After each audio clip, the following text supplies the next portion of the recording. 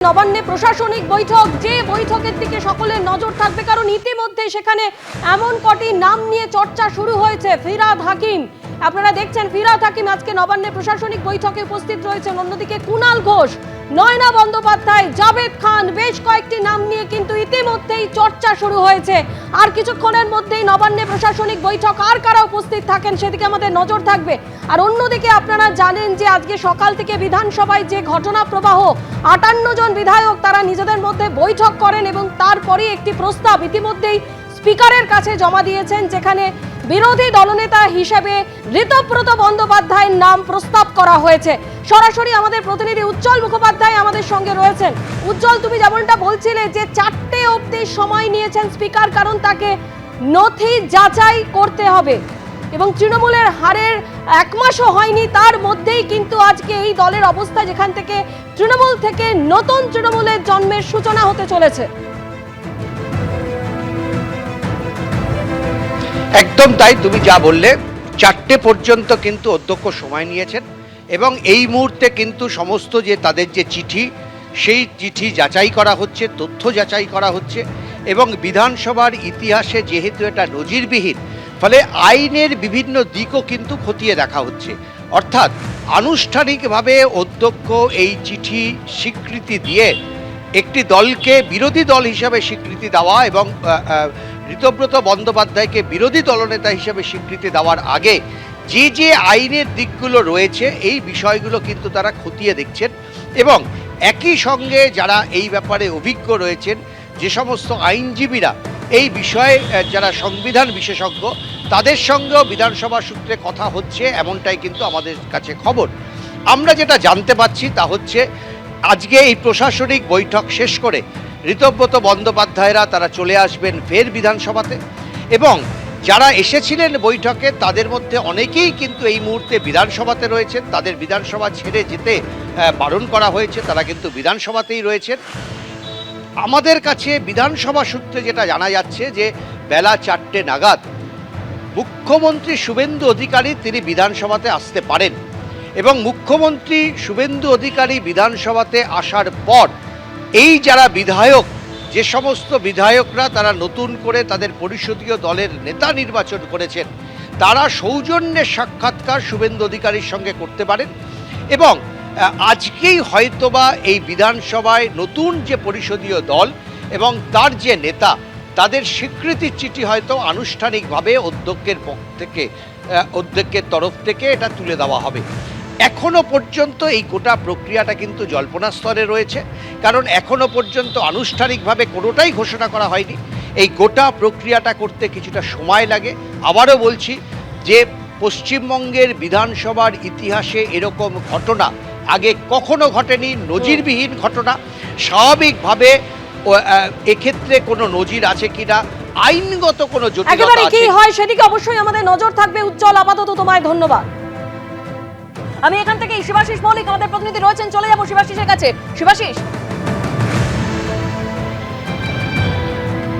একদমই দেবস্মিতা, দেখো মুখ্যমন্ত্রীর যে প্রশাসনিক সভা, সেখানে বিরোধীদের উপস্থিতি এটাই কাম্য, কিন্তু যে রেওয়াজ ছিল আমরা দেখেছিলাম যে সময় প্রাক্তন মুখ্যমন্ত্রী মমতা বন্দ্যোপাধ্যায় প্রশাসনিক সভা করতেন, সেখানে বিরোধীদের ডাকা হতো না, এমনটাই কিন্তু অভিযোগ বিভিন্ন সময় বিজেপির তরফে, তৎকালীন বিরোধী দল বিজেপির তরফে উঠে এসেছে এবং সেই যে রেওয়াজ আমরা দেখেছি এবং সেখানে সাধারণত সরকারের ডাকা বা মুখ্যমন্ত্রীর ডাকা প্রশাসনিক সভায় সেই বিরোধী বিধায়করাই যেতেন যারা একটু আগ্রহী ছিলেন। আর সেই আগ্রহীরা আজকে তৃণমূল কংগ্রেসের যারা বিদ্রোহী বিধায়ক তারা আসবেন এমনটা অনেকেই ভেবেছিলেন, কিন্তু মমতা বন্দ্যোপাধ্যায়ের দীর্ঘদিনের ছায়াসঙ্গী হিসেবে ফিরহাদ হাকিম, কুণাল ঘোষ, নয়না দাস বন্দ্যোপাধ্যায়, জাভেদ খান, তারা যে আজকে এখানে আসবেন এবং এখানে এসে প্রশাসনিক সভায় যোগ দেবেন তেমনটা কিন্তু পশ্চিমবঙ্গের রাজনৈতিক মহলে অনেকেই আশা করেননি। যদিও যে জোনের আজকে প্রশাসনিক সভা, কলকাতা, হাওড়া এবং দক্ষিণ ২৪ পরগনা, যে বিধায়করা আজকে উপস্থিত হয়েছেন, তৃণমূলের যে বিধায়করা আজকে উপস্থিত হয়েছেন নবান্ন সভাঘরের এই বৈঠকে, তাদের সকলেরই কিন্তু বিধানসভা কেন্দ্র এই ৩ জেলার মধ্যে পড়ে, ৩ প্রশাসনিক জেলার মধ্যে পড়ে হাওড়া, কলকাতা এবং দক্ষিণ ২৪ পরগনা। যে ছবি সন্দীপ সাধুকে আরো একবার ছবিটা দেখাতে বলবো, বিভিন্ন বিধায়করা, তারা যেমন বিজেপির বিধায়করা তারা এসেছেন, তেমনি কিন্তু দেখা যাচ্ছে তৃণমূলের বিধায়করা এখনো বেশ কয়েকজন এসে ঢুকছেন। এখনো পর্যন্ত সর্বশেষ যে তৃণমূল বিধায়ককে দেখা গেল নবান্ন সভাঘরে ঢুকতে, তিনি ফিরহাদ হাকিম, কলকাতা পুরসভার মহানাগরিক তথা তিনি কলকাতা বন্দর এলাকার বিধায়ক, তৃণমূল কংগ্রেস থেকে জয়ী বিধায়ক ফিরহাদ হাকিম। তিনি এসেছেন মুখ্যমন্ত্রী শুভেন্দু অধিকারীর প্রশাসনিক সভায় যোগদান করতে। এছাড়াও আব্দুল খালেক মোল্লা, প্রিয়া পাল, সমীর পাঁজা, সন্দীপন শাহ, ঋতব্রত বন্দ্যোপাধ্যায় আসার কথা ছিলই। বাকি যে এমএলএরা, দীর্ঘ তালিকা, ইতিমধ্যেই কিন্তু 10-12 জন তৃণমূল কংগ্রেসের বিধায়ক তারা এসে যোগ দিয়েছেন এবং তারা এসে এই নবান্ন সভাঘরে যে প্রশাসনিক বৈঠক শুরু হয়েছে, সেই প্রশাসনিক সভা, প্রশাসনিক বৈঠক, সেই প্রশাসনিক সভায় যোগ দেওয়ার জন্য কিন্তু ইতিমধ্যেই আমরা জানি যে বিভিন্ন এমএলএরা তারা ভিতরে গেছেন। প্রশাসনের বিভিন্ন পুলিশ কর্তা, বিভিন্ন প্রশাসনিক কর্তা তারাও ইতিমধ্যে যোগ দেওয়ার জন্য পৌঁছেছেন। প্রাক বর্ষা বৈঠক হওয়ার কথা। প্রাক বর্ষা প্রস্তুতি কি রয়েছে, বিশেষ করে দক্ষিণ 24 পরগনা এবং হাওড়া। এই হাওড়ায় আমরা জানি বিভিন্ন এলাকা, উদয়নারায়ণপুর, আমতা, এগুলি জলের তলায় চলে যায় বর্ষার সময়।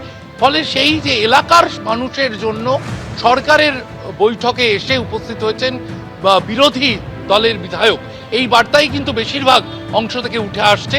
যদিও ঋতব্রত বন্দ্যোপাধ্যায়, সন্দীপন শাহ তার আগেই জানিয়েছিলেন তারা আজকের এই বৈঠকে যোগ দেবেন, কিন্তু ফিরহাদ হাকিম, কুণাল ঘোষ, জাভেদ খান, নয়না বন্দ্যোপাধ্যায় সহ অন্যান্য যে বিধায়করা, প্রিয়া পাল, যারা তৃণমূলের বিধায়ক, গুলশান মল্লিক, যারা এসে যোগ দিয়েছেন, তাদের কিন্তু সরাসরি কোনো বক্তব্য এখনো সামনে উঠে আসেনি। একাধিক বিষয় নিয়ে তাদের সঙ্গে চর্চা হবে এবং সেখানে বিরোধী দলের বিধায়কদের তাদেরও বলতে দেওয়ার সুযোগ থাকবে, এরকমটাই কিন্তু প্রশাসন সূত্রে বা নবান্ন সূত্রে জানা যাচ্ছে। দেবস্মিতা। শিবাশিস, তুমি আমাদের সঙ্গে থাকো। একদিকে নবান্নে প্রশাসনিক বৈঠক, যে বৈঠকের দিকে সকলের নজর থাকবে, কারণ ইতিমধ্যে সেখানে এমন কটি নাম নিয়ে চর্চা শুরু হয়েছে। ফিরহাদ হাকিম, আপনারা দেখছেন ফিরহাদ হাকিম আজকে নবান্নে প্রশাসনিক বৈঠকে উপস্থিত রয়েছেন। অন্যদিকে কুণাল ঘোষ, নয়না বন্দ্যোপাধ্যায়, জাভেদ খান, বেশ কয়েকটি নাম নিয়ে কিন্তু ইতিমধ্যেই চর্চা শুরু হয়েছে। আর কিছুক্ষণের মধ্যেই নবান্নে প্রশাসনিক বৈঠক, আর কারা উপস্থিত থাকেন সেদিকে আমাদের নজর থাকবে। আর অন্যদিকে আপনারা জানেন যে আজকে সকাল থেকে বিধানসভায় যে ঘটনা প্রবাহ, 58 জন বিধায়ক তারা নিজেদের মধ্যে বৈঠক করেন এবং তারপরে একটি প্রস্তাব ইতিমধ্যেই স্পিকারের কাছে জমা দিয়েছেন, যেখানে বিরোধী দলনেতা হিসেবে ঋতব্রত বন্দ্যোপাধ্যায়ের নাম প্রস্তাব করা হয়েছে।